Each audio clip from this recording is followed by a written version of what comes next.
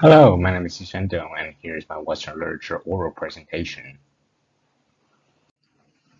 So here's the table of content. Here are three of my favorite poets, Johanna, Becker, and Verlaine, and I'm going to talk about their poems respectively, You Man, Name a Spirit, and Autumn Song. So I'm going to first talk about You Man by Johanna in the neoclassical period. I really like this poem because of how it utilizes the critical language to sort of ridicule man's rationality and willingness, and I also like it because of its feminist didactic language. And its criticism of man and patriarchy could be exemplified by the fourth stanza.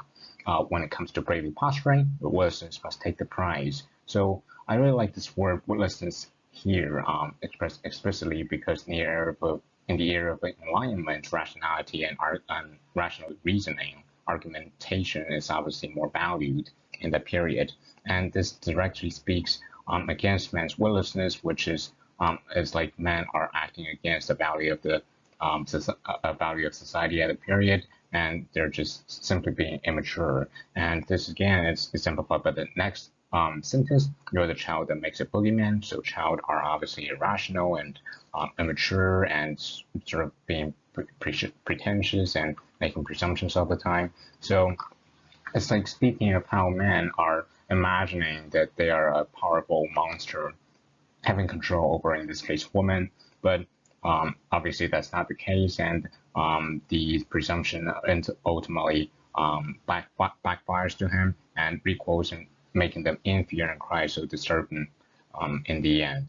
And I also like this next stanza here: "Presumptuous beyond belief, you have the woman you pursue beat this. When you're courting her, Lucretia, when she falls to you." So, well, so both stanzas sort of speak about the internal contradiction within man. So this is a Greek woman with accompanying Alexander the Great in his campaigns, and she's known to be witty and entertaining and lovable. Lucretia, on the other hand, was raped by son of the last king of Rome, and her suicide shortly after that precipitated the overthrow of the Roman monarchy and the establishment of the Roman Republic. So this differentiation between how man treats women before and after she is fallen to him just again show how contradictory men are and how oppressive men are really. And Lucretia's ill treatment by that son of the last king of Rome parallels with how women are ill treated by men, so physically and mentally violated.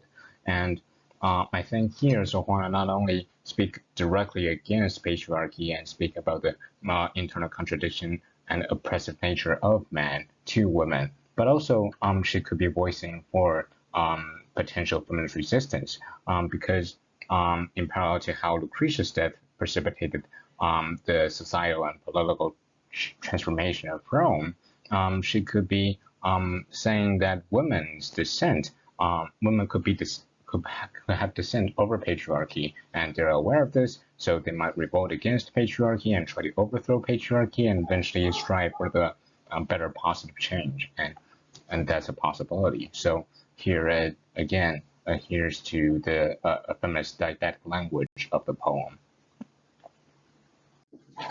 So the second poem I'm going to talk about is The Name Spirit by Becker in the Romantic era.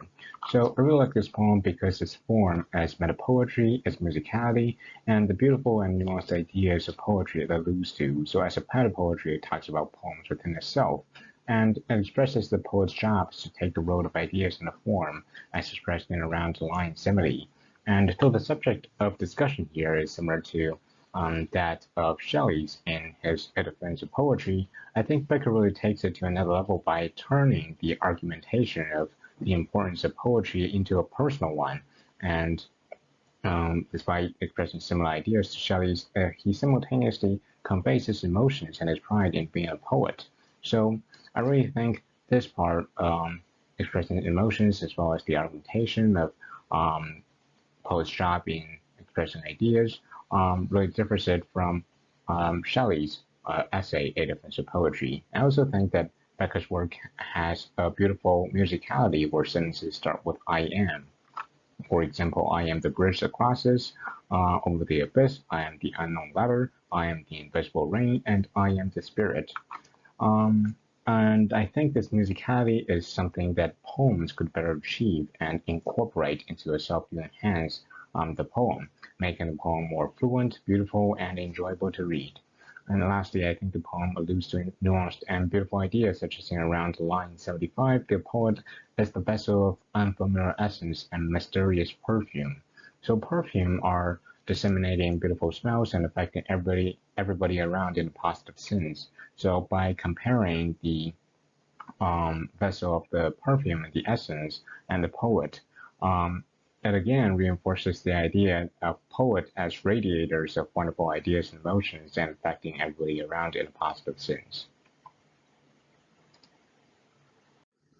And lastly, I really like the Autumn Song by Paul Verlaine in the Symbolist era.